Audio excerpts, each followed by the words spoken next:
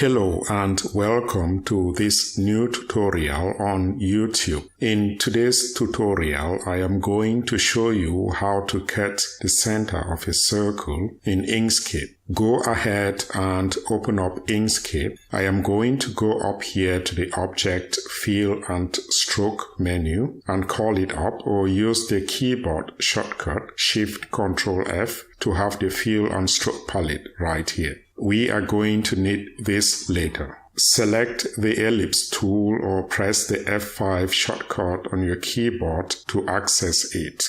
Then click on the artboard and while holding down the Control key to constrain the object, draw a perfect circle by pulling your mouse down below. Release your mouse and the Control key when done. Hit the space bar to select the object. Alternatively, you could have used the Select and Transform tool or the keyboard shortcut F1. If you need a circle of a particular dimension, you can select the circle and adjust the length and width values up here in the toolbar. Now go to the Fill and Stroke dialog, select the Fill tab and choose a color of your choice. I'm going to choose a shade of red. Select the Stroke tab and change the color to whichever you wish to have. I am going to select the stroke style and give it a width of 0.5 millimeters. Now select the circle and hit Ctrl D on your keyboard to have it duplicated. Hold down the Ctrl key and pull the duplicate to the side.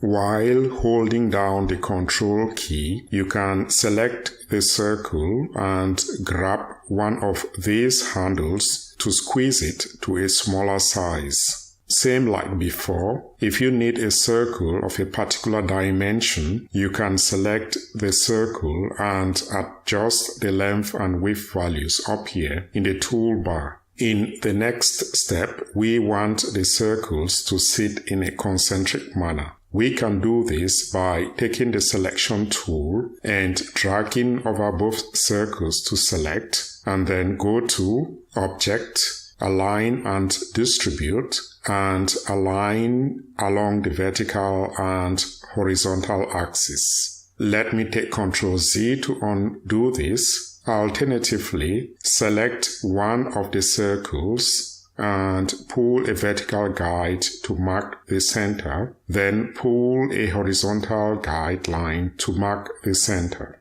Select the Node tool, click on the other circle and grab it where there is a plus sign marking the geometric center and bring it to snap at the center here. If you are not sure the bigger circle is exactly at the cross lines, you can also click on it with the Node tool and move it around until it snaps. I am going to take the guides away by pulling them one by one back to the rulers from where I took them. Now select both circles and go to Path, Divide. You can now grab this inner part and pull it to the side.